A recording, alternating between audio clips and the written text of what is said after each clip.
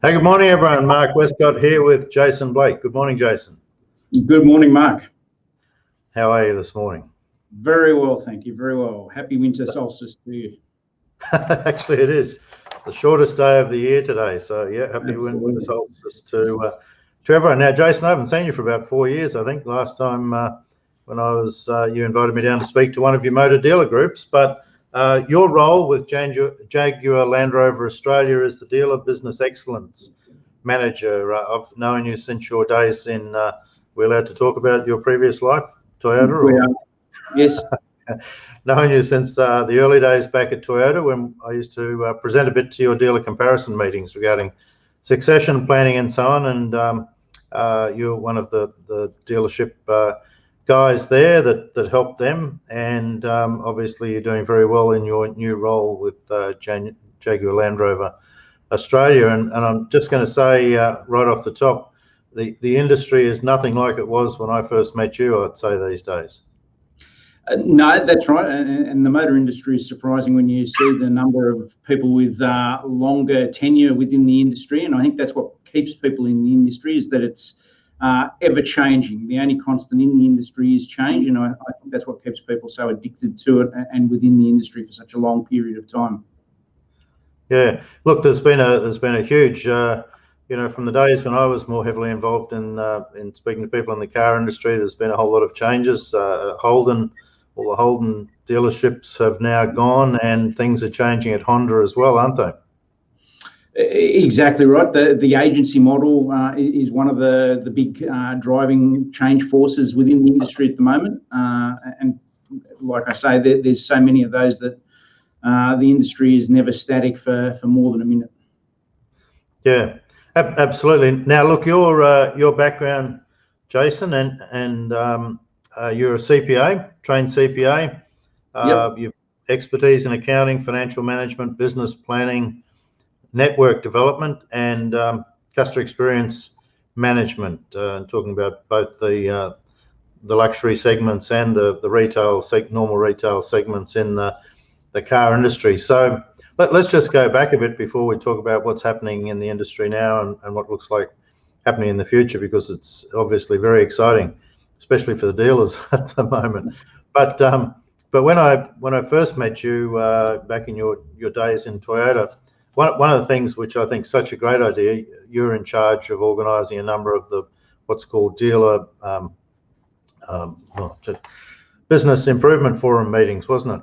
BIF meetings, the business yes forum, which is a way where dealers around the country at similar levels, so to speak, of production would get together and they'd share numbers and stories that make each other accountable. And the success of that was very much on the basis that you never got dealers who were next to each other geographically. So the dealers were always happy to share their ideas, what was working, what wasn't working for them, and so on, and to help each other. And the guys basically just shared all their numbers, all the issues, what was happening in their businesses, and it just led to the opportunity for all of them to improve their businesses. That's pretty much how it worked. Is that how you saw it? That's exactly right, Mark. Yes, the beauty of the Toyota network was such that its size allowed us to put like-sized dealers together without being neighbours, so to speak, and that lent itself beautifully to them sharing best practice amongst themselves, and really did lend itself to the betterment of each of those dealerships individually, and that group business improvement forum process collectively as well. And the dealers really did go on in leaps and bounds when they were members of those groups, because they could do exactly that, benchmark themselves against each other and learn the best practice approaches that like-sized dealers from across the country were implementing in other areas. Yeah, and look, I would say a couple of things too. Back in the early days, mainly the dealers in those meetings were actually the owners of the businesses too, weren't they? They weren't the general managers and so on. The dealerships weren't necessarily owned by big conglomerations like they may be more so these days. Basically, the people that turned up at those meetings, they were the guys that had the skin in the game, and also most of them became really good mates too, didn't they? I think there was sort of that was your ticket to get into the group, is you had to be approved by the other guys in the group. So you had to be a good guy, otherwise you wouldn't get in the door. Exactly right. And like I say, the longevity of people within this industry is such that the group memberships were quite static, and as you say, they all became quite good friends over the years, because the groups would meet twice a year, and it had certainly turned into almost more of a social outing than a business outing at times, which we had to manage. I like that. You had to manage. Yeah, you had to make sure they focused on the work stuff. That's right. Yeah. Some of the dinners were quite memorable. Yes, the dinners were always very good. But I mean, from a business point of view, obviously Toyota, Holden used to run them. But Ford, all the franchise groups used to run those sort of meetings, and in fact, some of the accountings back in the day, Horwath, Deloitte's, and so on, and even Martech was an outside organisation that used to get non-competing dealers together across different franchises, didn't they? And in fact, that's how I first got involved in the industry, was speaking at some of the Martech groups. But there's always been this want for people in the car industry to share and to help each other improve, which I think is just such a great lesson for other industries, which can become very ultra competitive to their own disadvantage, I think. Correct. Look, as long as you can discuss things that don't breach any of the competition laws, then I think those sorts of forums are fantastic for business improvement. The motor industry in Australia has reached a level of maturity where you kind of need to have those sorts of forums, because whilst it's ever changing, the products that we sell and the way that we sell them, certainly the way we sell them, hasn't changed now since probably the 1920s when dealerships first came into existence in Australia. So to get people together and talk about those sorts of issues in that kind of setting is one of the things that needs to happen to continually improve the dealers and the dealer network. Yeah, absolutely. And of course, many of the dealers used to go offshore to the NADA convention over in the States each year, and of course that's not happening anymore. No one's allowed out of the country. But so I'm assuming, Jason, and I'm not as involved in the car industry these days, but I'm assuming there's more emphasis on local training and bringing, I guess, ways to learn directly to the people through Zoom meetings and online and all that sort of stuff. Is that become, are there people from overseas running Zoom type meetings for dealers here in Australia to help keep their education up? Absolutely, yes. We've had to pivot like all other industries and segments of the market have. So the way we run forums now internally within Jaguar Land Rover Australia is virtually. We'll look to go back to face-to-face as soon as we can, because there's obviously benefits in meeting face-to-face, but certainly we're doing it virtually. I know the likes of NADA that you alluded to, they've run virtual conferences already this year. So the conferences continue. It's just the method of delivery that's changed. So pivoting has become the name of the game. The big disadvantage of that, Jason, is you can't get together for dinner afterwards. I know. I've lost 10 kilos as a result of that. So there are some advantages in this change, this pivot. Yeah, one or two, so to speak. Anyway, well done on losing the 10 kilos. Okay, so let's just talk about some of the things. I just want to talk about you from a personal point of view. You're a real sports nut, aren't you? I am. I love pretty much any sport. I've been a member now at the SCG for 10 years, so I get to as many things as I can there, and as many other sports as I can consume. I'll absolutely be there. So obviously not a Maroon supporter. Must have been good for you to have the other day. That's why I've got a smile on my face. Well, I'm wearing a blue shirt today out of respect to the fact that it was about time you guys won a game down there. Yeah, I agree. You follow all sports. You've got soccer, you've got rugby league, you follow the Swans, so you must be busy on weekends.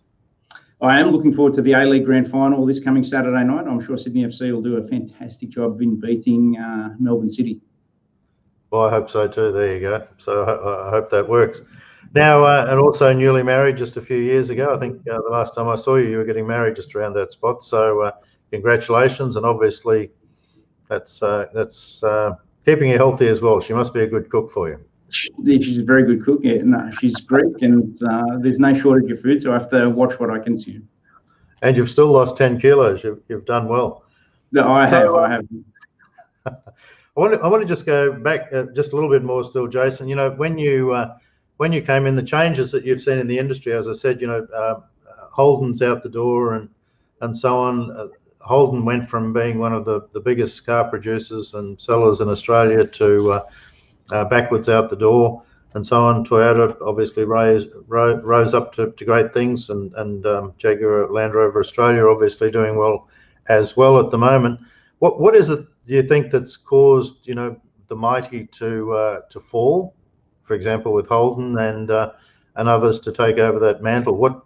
What didn't Holden do that maybe some of the other companies did do well? I don't think it was so much about Holden as it was General Motors in America. I think as much as we like to think we've got a strong local car industry, and we do to an extent, the car industry now is so global that you really can't survive locally without being aligned to a global parent, and that's what resulted in Holden's demise, so to speak. The fact that we're a right-hand drive market as well just didn't really fit with General Motors' plans and their model platforms. So they've elected, rightly or wrongly, to persist with some of their other brands in Australia, not Holden, obviously. Yep. Okay. And so, but I mean, that was a gradual decline over a number of years. So obviously management and, you know, what happened overseas was a part of that. You've talked about things that are happening in the industry coming up, but I just want to go through that anecdote we spoke about before we started today. As I said, I went in with a friend of mine into a dealership the other day, and she was looking at some cars, and the guy said, well, you know, if you want that model, you know, you can put your name down now, and in 6 months' time the car will turn up. Now, that sort of stuff was just unheard of, and I understand that you know, all the global confusion and travel and all those sorts of things has slowed down production, but that's pretty common now, I guess, is it, that there's a long waiting period? And the second part of that you might like to talk about is that there must be no haggling on price anymore. If you want a car, that's the price, and if you want it, you can pay the full freight, and it's going to turn up in 6 months. Is that pretty much what's happening right now? Yes, look, it is. That's spot on. The motor industry, like all industries, I guess, is quite secular. It goes through cycles, and we're now at kind of the top end of the supply versus demand cycle. So there's a lot more demand than what there is supply. And to kind of paraphrase Paul Keating, for the motor industry at least, the pandemic that we've just gone through and are going through has been kind of the crisis that we've had to have. In the lead up to coronavirus, in Australia at least, the levels of vehicle stock and inventory through dealers and OEMs within the country was quite high.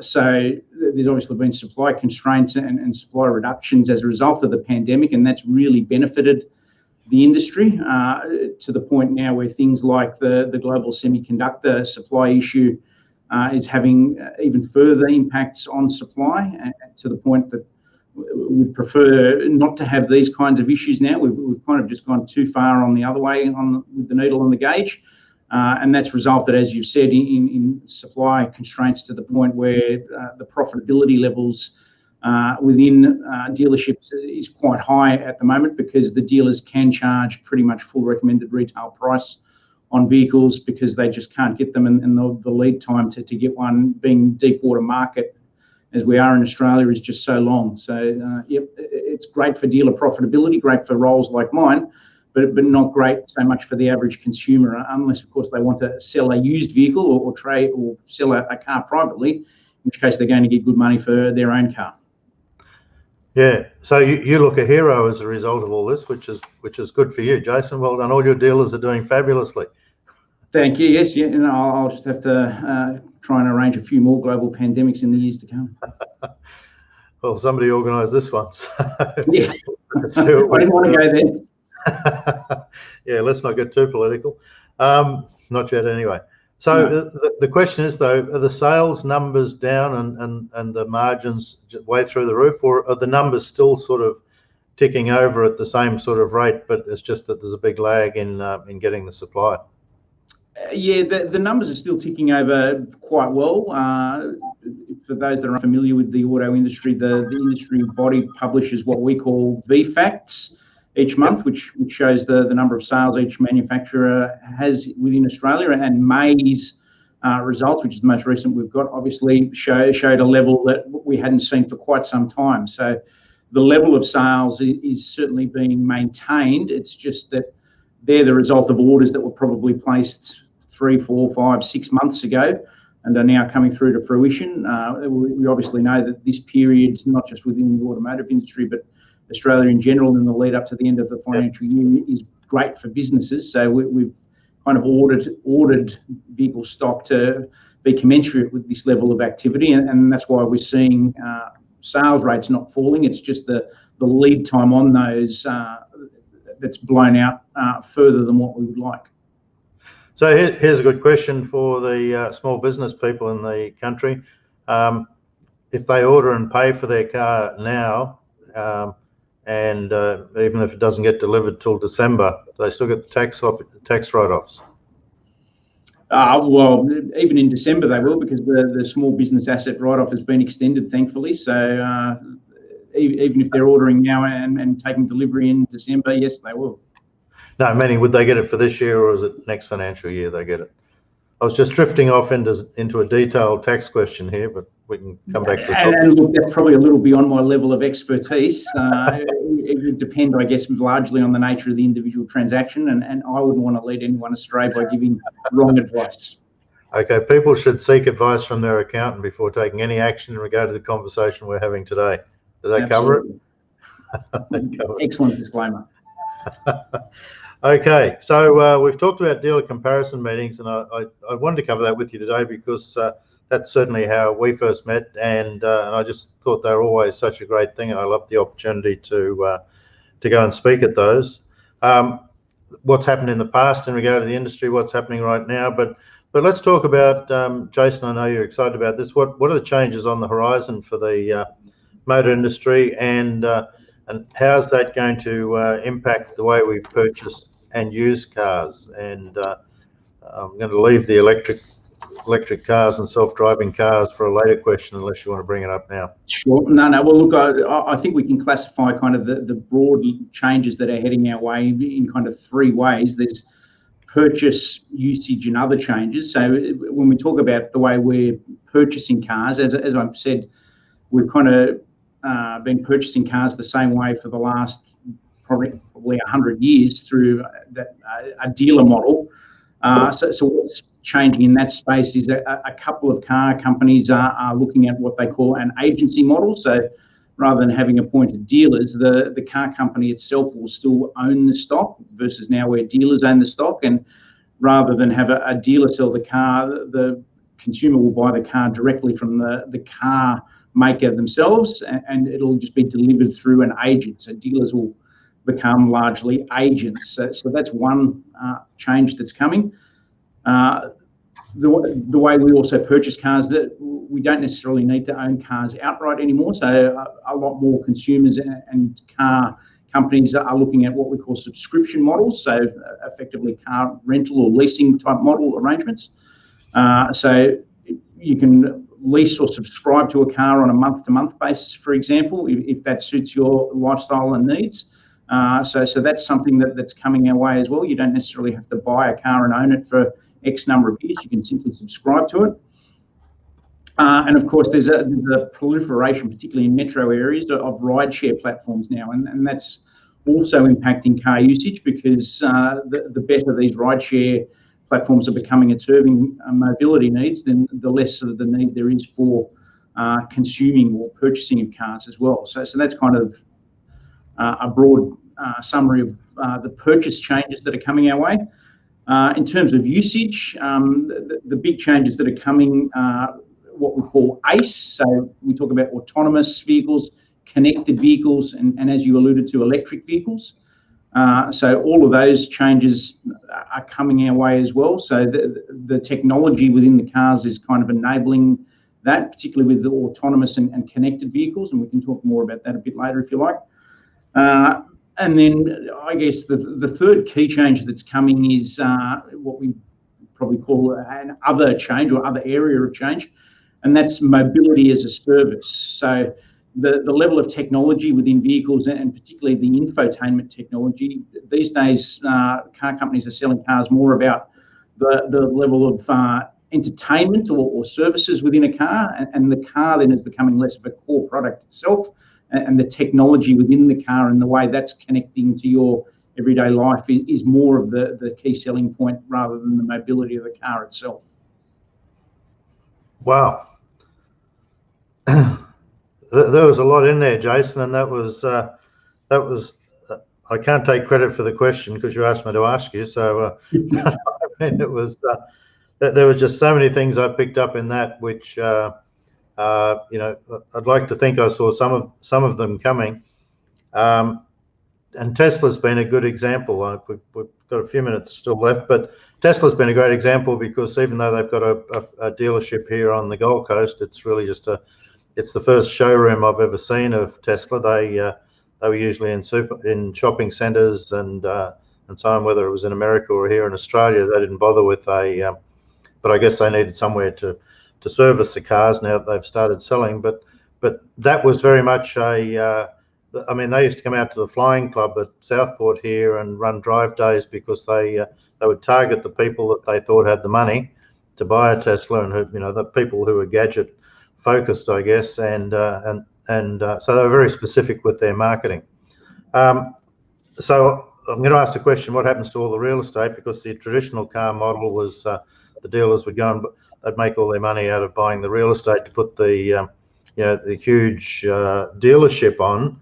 And I've always thought that was going to change. So it's interesting you've touched on that, because to me the days of having millions of dollars tied up in real estate with the product badges on it and so on, I just saw it always coming to the fact that people were going to buy the cars on the internet these days. You can watch all the displays on YouTube and all the details and so on, and most people don't need to go for a test drive. I would think they know what they want when they turn up at the dealership, and mostly more recently people just haggle about the price when they turn up, don't they, than anything else.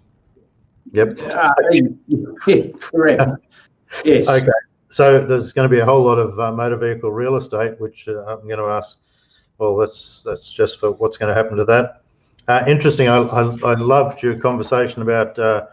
Because I was going to ask you about finance, which is a whole different beast these days. In the old days, many dealers would make their living out of the finance, leasing and finance commissions and arrangements. And with what you're talking about, is subscription models and so on, which I just think such a great idea.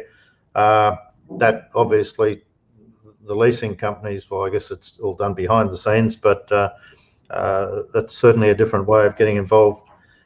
What's happening with the car salesman, because they're going to be replaced. It's like checkout chicks at Woolies. I mean, now you go and check yourself out, and I guess that's kind of coming to the car industry as well.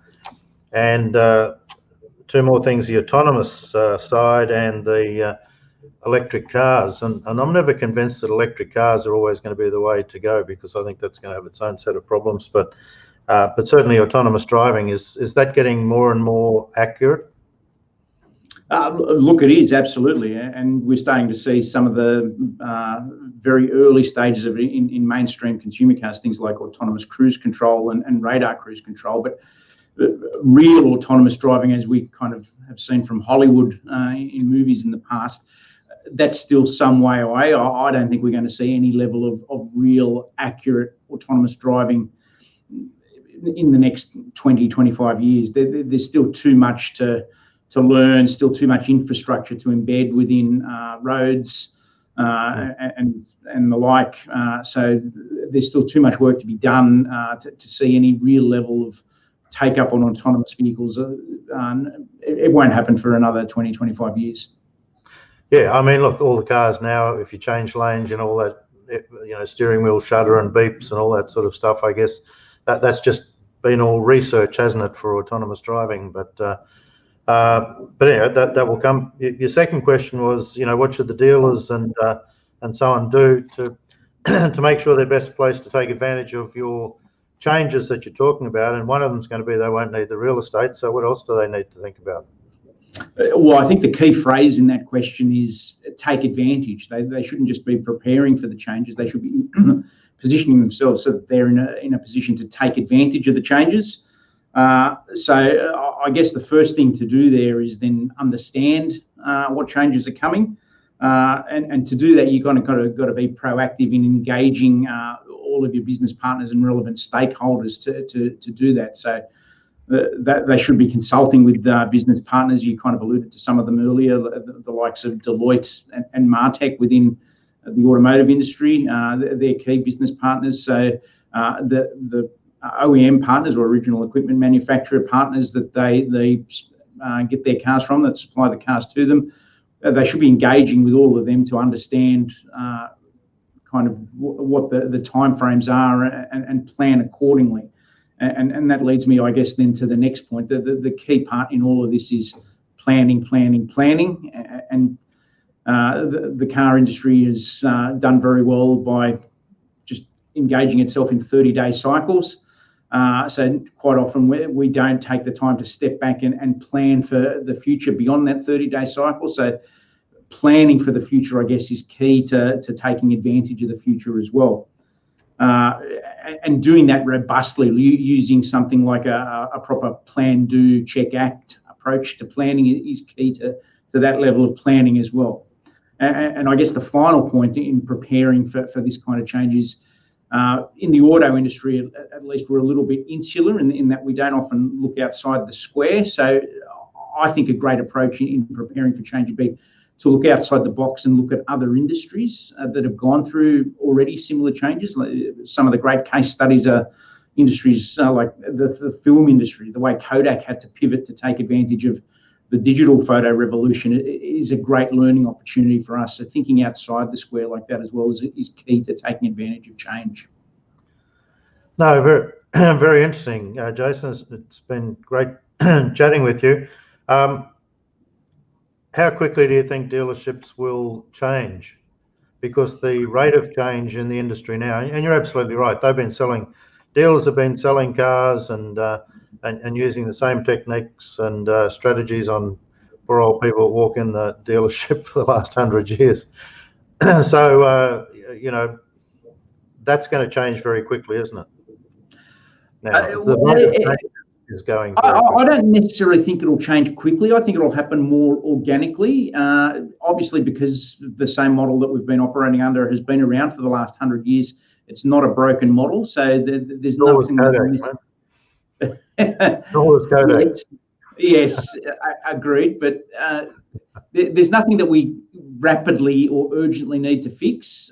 Like anything, I think it'll be led by the consumer. So as they see something that they like, that's what we need to be responding to. So we need to be looking at the likes of Tesla and seeing how well the online sales model works. So trialing approaches to particular change, like online selling, like offering a subscription model, all those sorts of trial and error type approaches. I think that'll be key to determining the pace of change. And it'll be as long as we keep the consumer centric to all of this and keep them at the heart of what we're trying to do and achieve, then I think we'll see that organic change. I don't think it'll happen in the next 20 years. I think we'll see the current dealer model persist for at least 20 years, but there will be organic. I'm going to put some money on. I'm going to put some money on that. I reckon 20 years is way too long. Okay, all right, we'll see. I reckon things are going to change quickly within 20 years, and I think they will, because in most industries, the rate of change, and especially in a disrupted industry, and the car industry is going to be a disrupted industry. I think the change will come quickly. I mean, Tesla was the first thing, and but I like the way you're thinking, the subscription models and so on. Is any of that relevant and out there yet, or are they just things that you're talking about at this point? No, absolutely. There's probably close to half a dozen subscription companies within Australia alone now that you can go to if you wanted to own or use a car rather in that way.